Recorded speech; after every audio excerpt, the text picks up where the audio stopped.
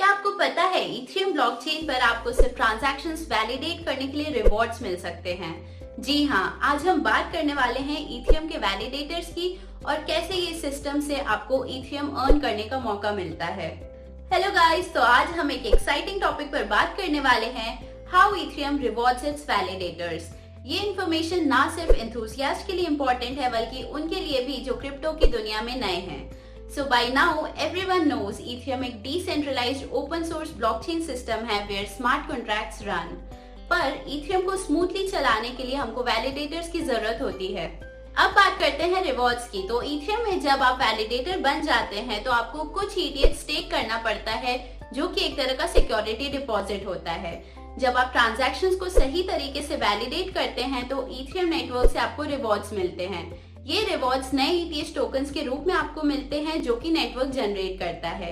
लेकिन ध्यान रहे, अगर आप गलत ट्रांजैक्शंस वैलिडेट कर रहे हैं या आप डिसऑनेस्ट होते हैं तो आपका स्टेक का हिस्सा कट हो सकता है, जिसको हम स्लैशिंग कहते हैं। तो ये ओवरऑल एक रिस्पॉन्सिबल जॉब है।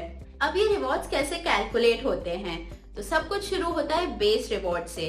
बेस रिवॉर्ड समझो एक स्टार्टिंग पॉइंट है जिससे पता चलता है हर इपॉक में वैलिडेटर्स को कितना मिलना चाहिए। An epoch is a period of 32 slots where the validators propose and attest for blocks. Base rewards हमेशा एक जैसा नहीं होता है। पहला, कितना इथेरियम आपने स्टेक किया है। जितना ज्यादा स्टेक उतना ज्यादा चांसेस अर्न करने का।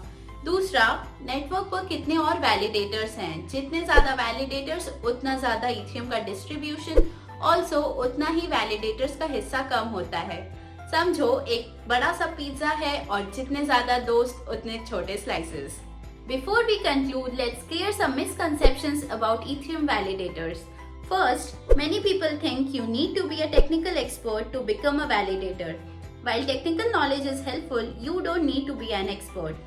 You can get the necessary guidance from the Ethereum community and online resources. Another misconception is that validators always receive high rewards. This is not true. Rewards depends on market conditions, network activity, and the amount of your stake. Sometimes rewards can be low. And finally, some people think that becoming an Ethereum validator is very risky. Yes, there are some risks such as slashing, but if you participate correctly and follow the network rules, it can be a safe and rewarding experience. Ethereum validator बनना एक interesting way है crypto world में participate करने के लिए और साथ ही कुछ Ethereum अर्न करने के लिए। लेकिन याद रहे, इसमें रिस्क भी है and you should always do a thorough research to move forward. Now I hope you understand how Ethereum rewards its validators.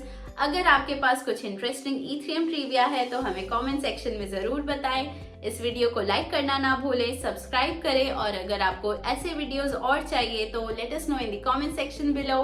मिलते हैं अगले वीडियो में, तब तक के लिए टाटा।